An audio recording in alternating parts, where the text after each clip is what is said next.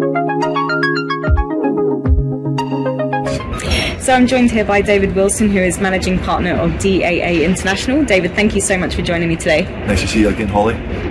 Firstly, congratulations on your new role with DAA International. Thank you. You were previously Chief Operating Officer of Oman Airports.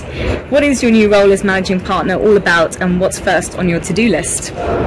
I've got a long to-do list, but in the role of Managing Partner, my job is to oversee 6 subject matter experts who work directly for me, and also for me to support the teams in DAA International who are already deployed in places like Saudi Arabia, for example, and also to try and generate some new business in North America, whilst at the same time supporting the team in business development in Southeast Asia. And when you say new business, what do you mean? Well, Dublin Airport Authority Group has got BA International. We have ARI, Ariinter, which is the commercial side of the business, running duty-free in the Portuguese airports, in the Caribbean, some in Canada, etc. And of course DAA operate Dublin Airport and Cork Airport. So what I'm saying about generating business, it's about responding to the post-pandemic need of airports in terms of process improvement, project oversight, for example, working on consultancy type projects for airports who need a level of support and subject matter expertise. We see North America as well as Southeast Asia as being 2 real growth markets, and that's where there's an opportunity to leverage my network in North America as well as existing business that Ariinter have got in Canada and the Caribbean, to try and see if there's any opportunities, as I say, to develop some operational type of business. Now, you've worked in airports all over the world, such as Gatwick, Edinburgh, Mumbai, Oman, and now DAA International. How would you say these regions vary in the way that airports are run and the challenges that they have? Are there any distinct differences regionally? There are, but as a simple ops guy, I've always tried to keep it exactly that way, simple. And I see it about people, bags and planes. And when you see one airport, you've seen one airport, but the principle is still the same. The person goes on, checks in, goes on the right flight, the bag's on that same flight, the aircraft departs on time, they're on their destination, and the bag's there and everybody's happy. But there's distinct differences in India and in the Middle East in particular with European airports and North American airports. And that's cultural differences as well. There's a tendency in the Middle East for people to not want to use digital. There's a tendency to want to have a sort of face-to-face interaction. It's very much about being opposite somebody and giving them a service, if you know what I mean. In India, there's a large majority of blue-collar workers travel regularly, a lot of them working in the Middle East, for example, and they're not regular travellers, so you've got to be really, really careful about making sure they get the right level of service, they know where they're going, they know what they need to do, where they need to go, what paperwork they need, the documentation. So there's a lot of differences in terms of how you ensure the passenger has a good experience. And of course, the European airports, there's so many. There's such a busy aviation network. It's really quite an interesting concept there again when you see frequent flyers, weekend travellers, low-cost carriers, major flag carriers, national flag carriers, for example, etc., etc. So there's real differences, and I think it takes time, effort and energy to understand those and walk the floor, talk to passengers, understand what their needs are, because at the same time understanding what your own business strategies are in terms of the next year to 5 years.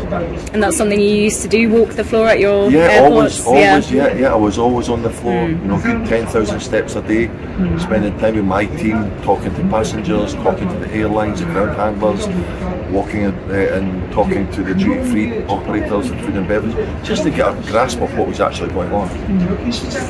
And what do you think are the biggest opportunities available to airports right now in this post-pandemic era of travel? I think there's a lot of opportunities that come with risk as well. I think that the opportunities are there, and we know that the passengers are now wanting to travel again. They really are keen on travelling. People have been stuck at home for a couple of years. They want to travel on business. They want to go and see friends and family, they want to go on vacation and holidays. So I think that it's about grasping that opportunity that is there in terms of people bouncing back from the pandemic and wanting to travel more. So I think that's the biggest opportunity. So we've got to make sure the level of service is there, the right manpower is there in terms of resources, so that passengers can travel without any real interruption. And what is your business outlook for the future of the aviation industry as a whole? I think the future is very, very bright. Unfortunately, a lot of people lost their jobs during the pandemic, and a lot of those people haven't come back. We've seen instances, certainly in the European airports in particular, whereby there's been a lack of resources to process passengers' bags, etc. And large queues being seen in security, baggage delivery, etc. But I really think the outlook is incredibly positive for all the things I mentioned previously. In particular, people want to travel again. So we are enablers as transport nodes for people to travel for business, leisure purposes. And I think that's where the opportunity really lies. And I think it's really bright future ahead, I think. And I think that the aviation sector has been brilliant about bouncing back from setbacks, whether that be 9/11, SARS and now the pandemic. But I think that opportunity comes with a risk, and it's just a case of risk assessing that outlook, making sure we're prepared for any eventualities. Who would have expected a pandemic? But I think it's really good practice to do sort of, far, medium and near horizon scanning to understand what's coming and what's happening.